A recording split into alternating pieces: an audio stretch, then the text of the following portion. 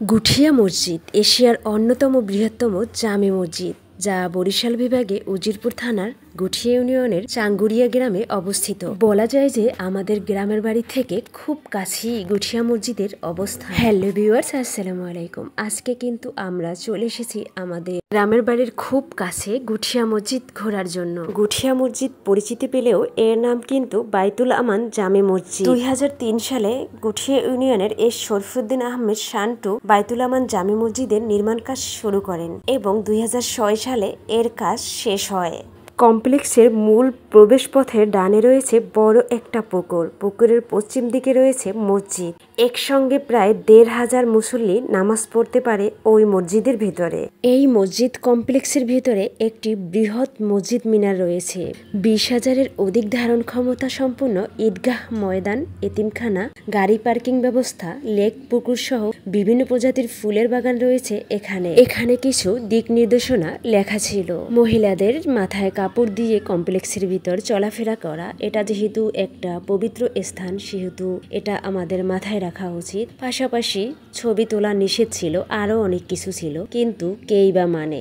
এই গুঠিয়া মসজিদ দেখতে এবং নামাজ আদায় করতে প্রতিদিন হাজারো দর্শনার্থীর আগমন ঘটে। বলে রাখি, মহিলাদের পৃথক নামাজ আদায় করার জন্য ব্যবস্থা রাখা হয়েছে।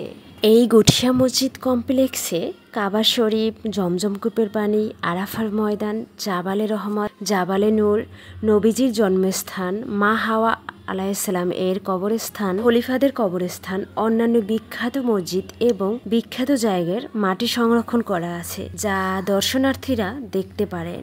এখন এখানে কিভাবে আসবেন সেটা বলে দেই। বরিশাল শহর থেকে 22 কিলোমিটার দক্ষিণ পশ্চিমে ভানারীপাড়া সংলগ্ন উজিরপুর উপজেলায় এই গুঠিয়া গ্রামের অবস্থান। আর এখানেই সড়কের পাশে রয়েছে গুঠিয়া মসজিদ। এখানে আপনারা মাহিন্দ্রা কিংবা বাসে করে আসতে পারেন।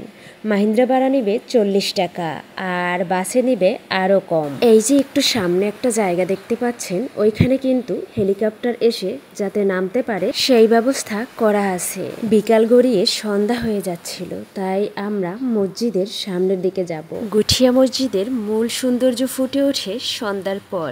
মসজিদ ভবনের সৌন্দর্য বাড়াতে বিভিন্ন স্থানে বর্ণিল কাজ, মূল্যবান মার্বেল পাথর, গ্রানাইট ও সিরামিক দিয়ে করা হয়েছে নকশার কাজ। মসজিদের দৃষ্টিনন্দন ঝাড়বাতি ছাড়াও রয়েছে বাহারি নকশার আলোকবাতির ব্যবস্থা।